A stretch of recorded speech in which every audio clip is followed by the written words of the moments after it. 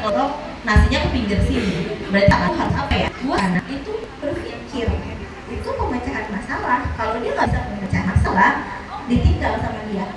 Ada kan anak-anak yang makan susah terus dia pergi, pemecahan masalah nggak jalan. Kalau pemecahan masalah nggak jalan, kira-kira apa yang terjadi? Emosian. Kalau dia bisa memecahkan masalah, dia akan marah-marah. Marah, daya juangnya akan rendah. Apa yang menjadi pribadi bilang Gen yang tadi Bu Neneng bilang, aku kebetulan masalah sedikit, udah deh kerjaan ini nggak bagus, aku keluar aja deh. Aku butuh istirahat, kayaknya kepala pusing. Kerjain rapot sedikit, capek, pusing. Bu Neneng, besok saya nggak enak badan, saya nggak masuk. Seperti itu. Jadi besarnya kalau kita tidak latih dari aktivitas sehari-hari, daya juang itu tidak terlatih setiap hari, otomatis dia tidak akan tough. Dia tidak akan menggunakan daya pikirnya untuk mengembangkan daya juangnya.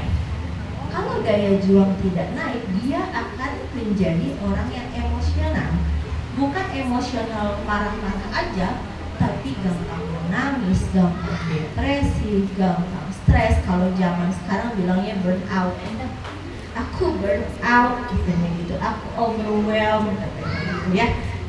Langsung pada ketawa Gen Z nih ya. Aku overwhelmed, gitu. Karena aku udah ngerasa gak kuat ini. Karena tadi dia daya juangnya tidak terstimulasi, gitu. Dia tidak terstimulasi untuk menghadapi ini, harus dihadapi, ini harus selesai, gitu. Jadi mulai dari sekarang bunda-bunda diharapkan kalau ingin anaknya lebih cerdas secara kognitif dan emosi, ini harus dikembangkan. Silakan kalian. Nah, membangun karakter, kepekaan atau empati. Benar nggak bunda-bunda? Bunda ngerasa nggak waktu kecil bunda nolongin ibunya, terus kalau misalnya ibunya kewalahan, kita ada rasa kasihan, ya, membangun empati. Jadi kalau misalnya ada orang di jalan itunya apa dagangan yang jatuh, kita merasa empati bahwa itu tuh berat, itu tuh capek loh dia, jatuh, kita bantu. Nah itu adalah empati yang ditumbuhkan dari rumah. Ibuku kasihan, udah habis masak barisin tempat tidur aku bantu. Itu empati, dan itu empati itu akan besar di area kerjaan, di area hubungan sosial, itu akan besar. Dan dimulai dari mana? Dimulai dari rumah. Ada yang punya pengalaman tentang empati ini? Ada yang punya? Kayaknya masih menyerap ya bunda-bunda ya. Kamu masih berpikir, aku masih nggak ya aktivitas sehari-hari ya, berarti aku salah dong selama ini ya gitu. Kalau saya memang terus terang saya mau sharing, saya punya mbak di rumah, dan salah satu tantangan untuk saya adalah anak saya melakukan aktivitas sehari-hari. Karena anak sekarang kan biasanya ada aja jawabannya ya. Kan Bude udah, kan ini udah ibu. Jadi saya selalu bilang bahwa yang menjadi tanggung jawab kamu adalah ini, area ini, area ini. Jadi dari awal memang sudah ditekankan kalau di rumah sudah ada yang bantu, gitu, agar dia juga berlatih tanggung jawab dan empati tadi. Akhirnya kan anak saya tidak berempati dengan budenya, karena budenya menurut dia sudah tugasnya. Nah itu yang jadi tantangan untuk orang tua sekarang, apalagi yang bekerja dan di rumah ada yang membantu. Ini tantangannya, ini empati, gitu. Saya pun mengalaminya dan saya sharing, dan saya sedang membantu anak saya untuk empati terhadap siapa yang bekerja sama rumah itu, gitu. Dan ini adalah tantangan. Selanjutnya kerjasama antar keluarga. Kalau saya nyuci piring dia ngelap, itu kan juga bonding ya. Itu juga area bonding antara orang tua dan anak dengan aktivitas sehari-hari.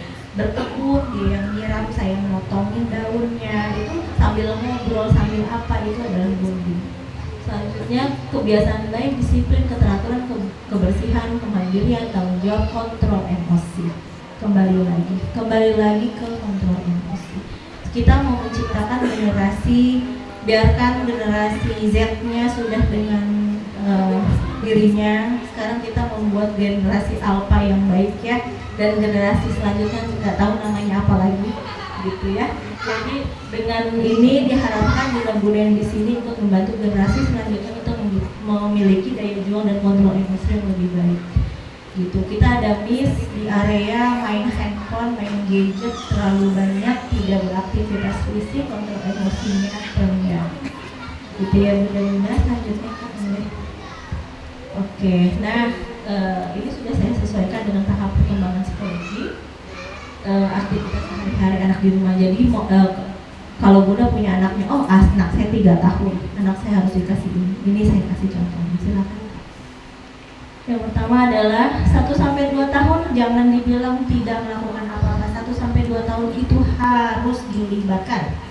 Yang pertama adalah eksplorasi indera dan gerak. Jadi yang 1-2 tahun yang pertama itu yang sangat penting adalah stimulasi sensori tadi.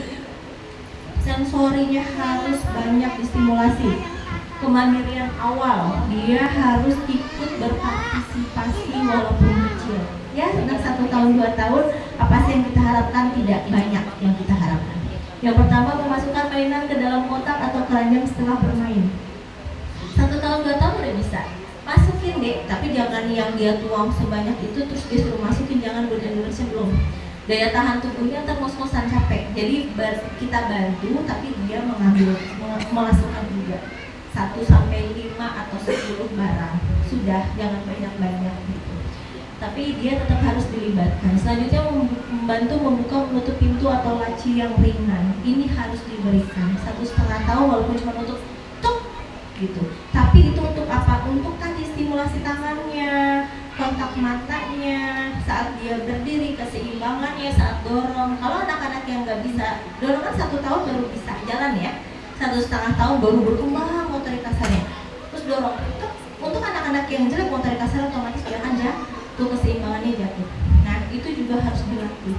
Terus menepuk-nepuk bantal, menyusun bantal di tempat tidur awal kegiatan merapikan tempat tidur. Jadi diajak kalau mau tidur, ayo tumpuk. Nah saat dia berdiri, ambil bantal, dia jalan, itu latihan keseimbangan. Gitu, latihan koordinasi dan segala macam. Jadi harus dilibatkan. Jangan ada pemahaman bahwa baru 1-2 tahun kasihan, nggak apa-apa, dibantuin aja. Jangan ada pemahaman itu adalah area belajar. Selanjutnya kaidah ke atas lagi. Nah, mengambil pakaian kotor, memasukkan ke dalam keranjang, menggunakan gelas kecil untuk menyemprot atau menyiram tanaman, mengelap meja, bukan mengelap meja yang besar, enggak. Kalau misalnya ada yang tumpah, dia ambil nih, ucuk gitu doang ya.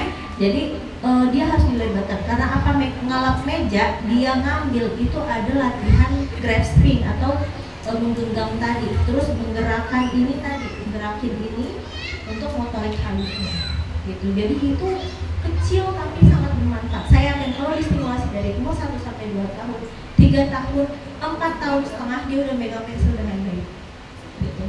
Menyusun kembali buku keras, membantu menyiapkan cemilan ringan, mengambil barang kecil di atas permintaan. Nah, 1-2 tahun itu sudah bisa disuruh. Harus banyak disuruh. Jangan sampai 1-2 tahun kita bantu, jangan, malahan dia harus banyak disuruh. Untuk apa tadi? Auditorinya. Dia belajar memfokuskan ini orang ngomong apa. Terus dia berpikir, ini orang ngomong apa, dia mengartikan. Terus dia bergerak, dia melakukan aktivitas yang disuruh. Itu banyak banget urutannya. Jadi jangan di skip. Jadi untuk anak-anak dia tetap harus diberikan. Selanjutnya. Nah, 3-4 tahun saya pecah 3-6 tahun ini menjadi 2 fase. Fase pertama 3-4 tahun karena memang polanya berkembangnya agak lebih beda. Nah, yang 3-6 tahun itu fokusnya imajinasi dan bahasa atau inisiatif atau peran. Bunda 3 tahun itu dibilang trouble tree. Langsung bundanya gitu yang rasain trouble tree. Trouble tree itu apa? Umur 3 tahun itu akunya udah berkembang. Ini aku bisa, aku mau masak, aku mau ikutan, aku mau ngepel, aku mau nyapu. Akunya itu ikutan gitu. Tapi dia belum bisa. Nah, fungsinya aktivitas sehari-hari itu untuk mengembangkan akunya, memberi kesempatan akunya untuk berkembang. Nanti kalau misalnya akunya sudah terpenuhi, dia tidak akan menjadi nyari-nyari lagi. Jadi ini harus dipenuhi ya. Merapikan mainan sendiri, jadi udah mulai lebih intens box-boxnya sudah. Jadi Bunda jangan biasakan kalau ngerapin mainan itu satu box itu isinya mainannya itu jadi satu, jangan. Itu enggak, itu ada belajarnya tapi nggak maksimal, sayang. Kalau mau klasifikasikan, biasanya saya minta orang tua nggak usah, kalau nggak punya rak cakep yang dari in itu nggak usah, beli aja kardus. Bunda kasih itu apa namanya, kertas-kertas yang bagus, Bunda tempel tulisannya bola, mobil, pesawat, Lego. Jadi dia harus mengklasifikasikan. Itu yang pertama apa? Kesabaran, fokus, atensi, kontak tangan, segala macam itu kognitif banyak banget. Ya klasifikasi, scanning, kalau mau ambil barang aku harus kemana dan segala macam itu harus dilakukan. Merapikan mainan itu salah satu aktivitas yang sederhana tapi sangat bermanfaat. Selanjutnya membantu menyimpan rak di sepatu di rak. Nah, untuk beberapa sekolah ini harus dilakukan. Jadi akunya dan kepemilikannya, otoriter aku itu terpuaskan. Jadi sekolah harus punya rak sendiri yang punya nama. Banan sudah ya Bu? Sudah, alhamdulillah gitu ya. Jadi itu selain tadi melatih untuk urutan, oh kalau aku datang sepatu aku buka, aku taruh di sana, itu urutan, gitu ya. Gitu. Selanjutnya membawa piring bekas makan ke dapur. Jadi anak 3-4 tahun sudah bisa dilakukan ini ya. Gitu. Mengelap tumpahan air dengan kain, menyapu bagian kecil pakai sapu kecil, sapu kecilnya. Ini. Ada yang mau nyoba benar-benar? Biasanya kan sapunya gede nih. Ada yang mau nyoba? Ayo. Kalau kamu nanya kan aku mau angkat. Cara pokoknya. Ada ya? Maaf ya benar ya Bun. Udah banyak. Ini Bunda lihat dulu. Ya silakan disapu. Nah stop.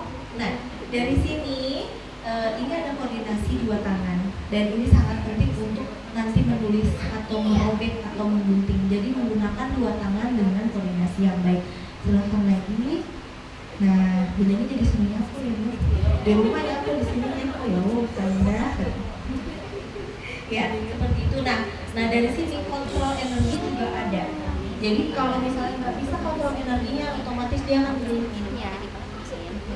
Gitu. Jadi seperti itu. Kelihatannya sederhana ya, nyapu doang ya, ternyata banyak ya. Terus udah gitu, anak yang udah capek dikasih nyapu dia nggak suka. Karena ada yang mukanya gitu enak ya. Ada banget. Karena capek. Gitu.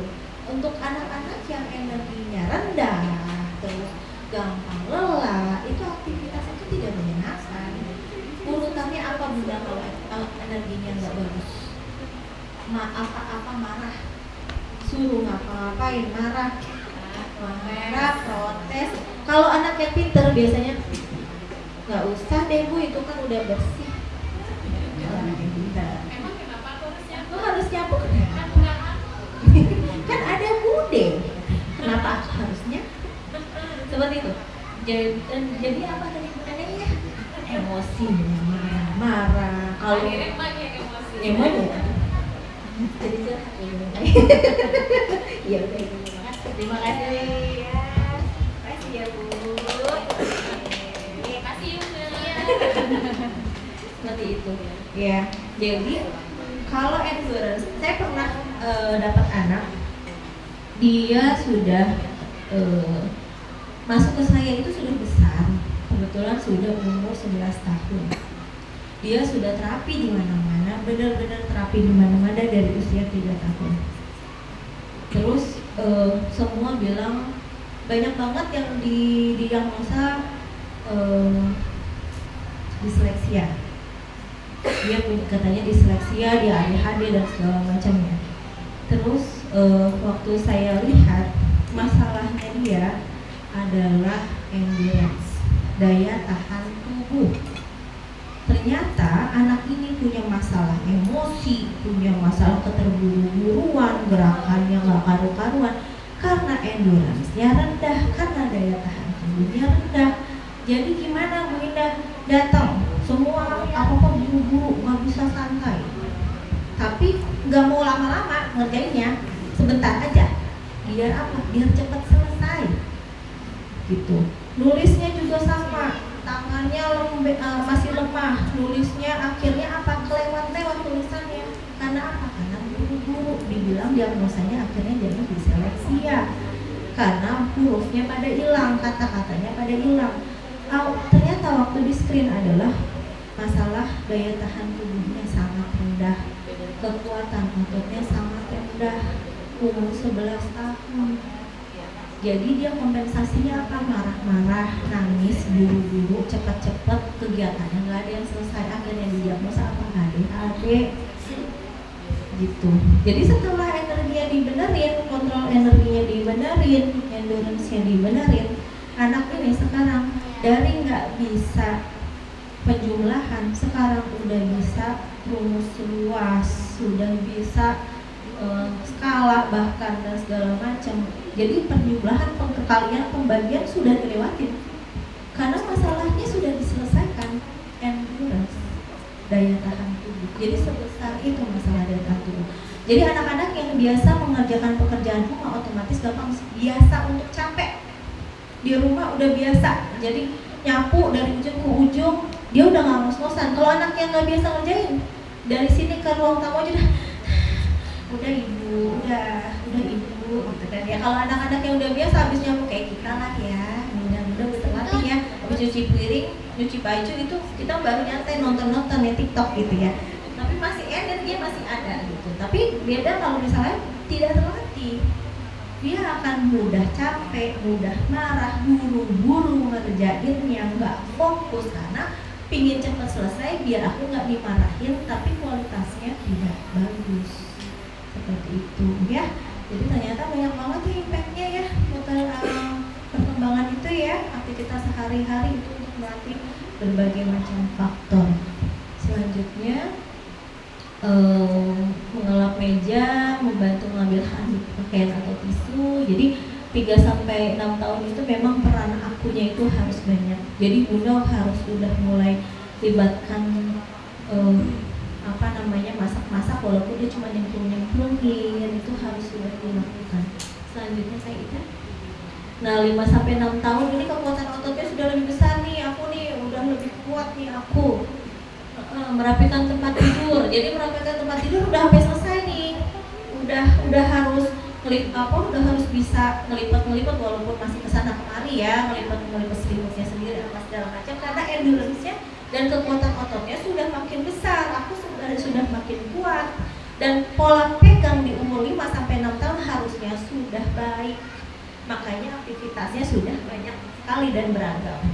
Memberi makan hewan peliharaan, melipat pakaian kecil seperti handuk, kaos atau celana, membantu menyiapkan bahan makanan, membuang sampah, membantu menata meja makan. Jadi bukan hanya mengambil makanannya ya, sudah mulai menatanya, menyortir pakaian kotor. Sebenarnya ini aktivitas ini kan banyak banget manfaatnya, tapi tidak disadari. Memisahkan pakaian kotor dan bersih. Ada definisi bahwa oh ini kotor, oh ini bersih. Oh kalau kotor ada baunya seperti ini, kalau bersih begini. Oh warnanya putih dan warnanya warna-warni. Oh yang ini masuk warna. Kalau pertama-tama anak yang dilatih itu, ibu ada merah-merah sedikit. Ini berwarna apa putih ibu? Gitu. Dia bakal nanya tuh. Terus ibu ini masuknya ke mana ibu, yang putih apa yang warna-warni ibu gitu. Dan dia akan ribut kayak seperti nyangin kangkung. Pernah nggak diajak masak-masak buat nyangin bayam misalnya? Bayam, oh udah iya gitu ya. Bayam, ini bayam ada kuning-kuning di pinggiran, dia bakal nanya setiap lembar, ibu ini dimasukin apa enggak? Terus ada hitam-hitam dikit, ibu ini dimasukin apa enggak? Kan itu belajar klasifikasi dan konsentrasi. Jadi bayangin, bayamnya ada berapa lembar itu? Ada 200 lembar, jadi dia tak akan nanya, terus itu setengahnya dia akan nanya gitu. Nah itu sebenarnya proses belajar. Dia mengidentifikasi, dia motorik halusnya, metikinnya itu 3 jarinya berkembang, fokusnya sebanyak 200 lembar itu dia tetap duduk, itu adalah latihan. Dan itu nggak akan didapat pada anak-anak yang tidak diberi kesempatan.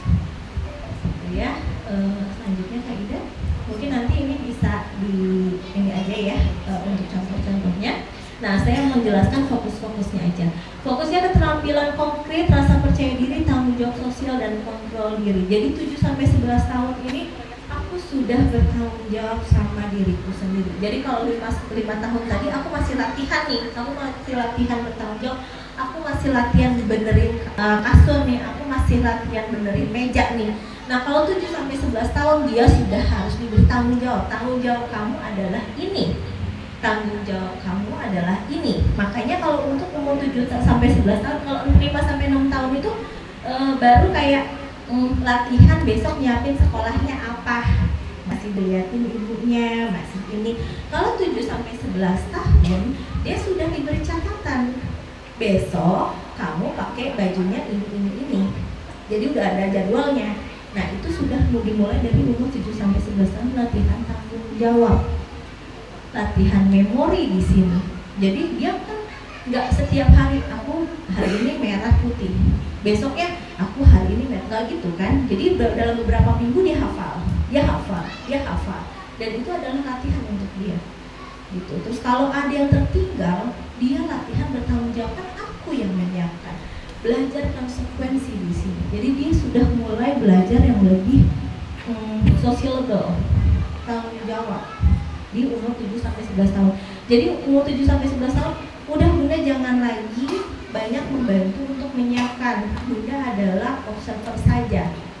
Jadi dilihat aja ada yang kurang nggak gitu. Kalau masih 7 tahun namanya baru peralihan mungkin masih bisa diingatkan. Tapi kalau sudah di atas itu biarkan dia mendapat sanksi sendiri. Oh iya itu ketinggalan. Oh iya itu. Beda lagi kasusnya kalau dia punya diagnosa ya. Misalnya dia punya masalah ADHD yang selalu ketinggalan benar-benar. Nah, kalau itu masalahnya beda lagi. Jadi lupa. Dan itu kalau anak dengan diagnosa tertentu memang dia harus ada alat bantunya, misalnya catatannya harus lengkap. Kemudian selalu kemana-mana bawa handphone yang berisi catatan dan lain-lainnya. Seperti buku tapi bukunya lupa. Nah, seperti itu. Jadi harus ada itu beda lagi. Harus ada asisten sebenarnya. Jadi seperti itu. Kalau untuk diagnosa tertentu itu kasusnya berbeda. Kita bicara sama anak-anak yang normally dia baik-baik saja. Dan ini harus dilakukan untuk apa tadi? Mencakup segala macam. Jadi kita udah bukan bicara stimulasi fisik lagi di 7-11, tapi udah stimulasi sosial. Selanjutnya, nah 12 tahun ke atas itu sudah abstrak, sudah penurutan, sudah perencanaan, sudah identitas diri. Jadi sudah yang tadi saya bilang, yang anak saya pernah pegang, dia sudah bertanggung jawab sama adik-adiknya itu sudah makan apa belum, karena diharapkan umur segini empatinya sudah ada. Oh iya, bundaku belum makan nih, aku sisain makanan nih, aku siapin di meja, itu sudah ada di sini. Itu tanggung jawab, identitas diri, pengurutan. Terus sudah mulai diajak nyusun itinerary kalau jalan-jalan. Nah, umur 12 tahun nih, apalagi sekarang gadget sudah nempel. Kalau umur 12 tahun biasanya sudah banyak ini ya, sudah mulai banyak menjelajah mereka makanan yang enak, makanan yang dia udah tahu, dan itu bisa diajak di sini.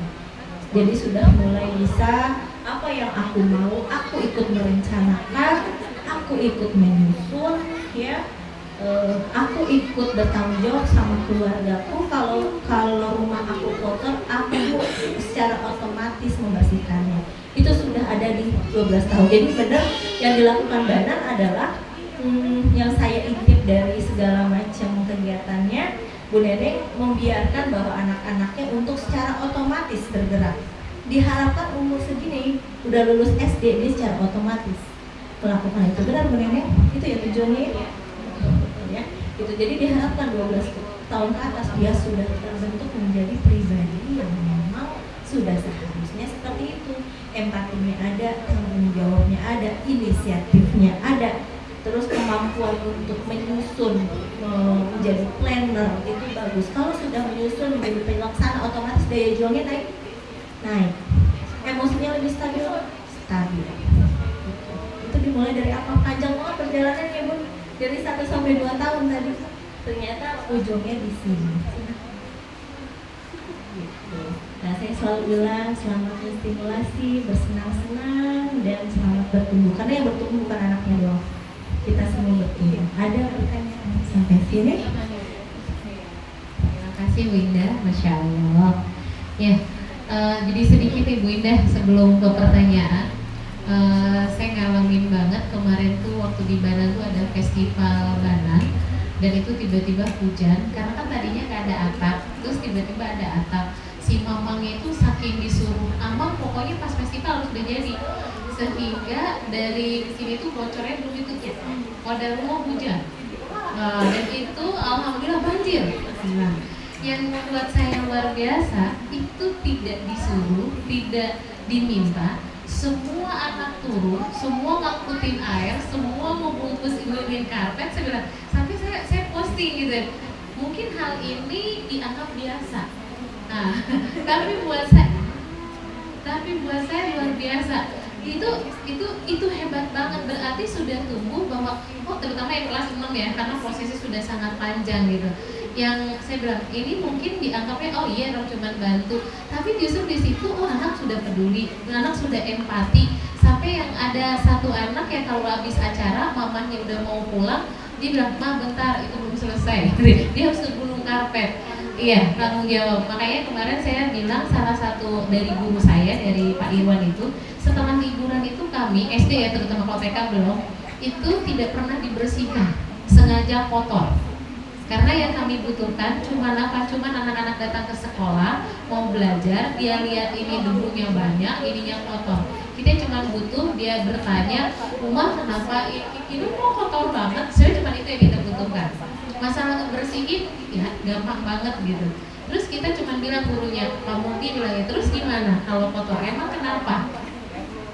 Oh, emang kamu yang gak nyaman? Gak nyaman. Terus gimana? Jadi hari kedua setelah liburan adalah tugasnya bersih-bersih. Nah, tapi kalau yang udah kelas 6 dia udah tahu Pak, kita mau bersih-bersihkan hari ini. Nah, itu yang udah kelas 6. Kalau yang kelas bawah dia masih yang bingung gitu. Nah, masih belum banyak terolah karena memang masih kelas bawah. Termasuk yang kelas 1, kemarin saya ngobrol sama Rumah Intan kelas 1 Montessori itu di kelas harus ada. Karena beberapa anak itu belum matang pas masuk kelas 1 tuh belum matang juga. Saya kan juga membantu Montessori sekarang. Cuman kalau masalah klasifikasi yang tadi Bu Ina sampaikan, sebenarnya kayak Lego itu tuh anak-anak seneng banget make Lego. Dan mau yang Lego sebanyak-banyaknya. Giliran disuruh klasifikasi, menyimpan, kontrol diri, itu langsung ini, "Wah capek." Nah ini peran guru tuh penting bahwa kamu mau main Lego, ada kesepakatan sebelum main Lego. Jadi pas tadi dia sampai gitu, oh iya Masya Allah ya ternyata hal sederhana yang klasifikasi Lego dimasukkan itu nggak boleh ada suara. Kalau di TK itu kan latihannya alhamdulillah kayak buka kaos kaki sepatu tuh benar-benar sudah digulung, disimpan, udah sangat tertib. Kemarin di TK itu saya 20 meter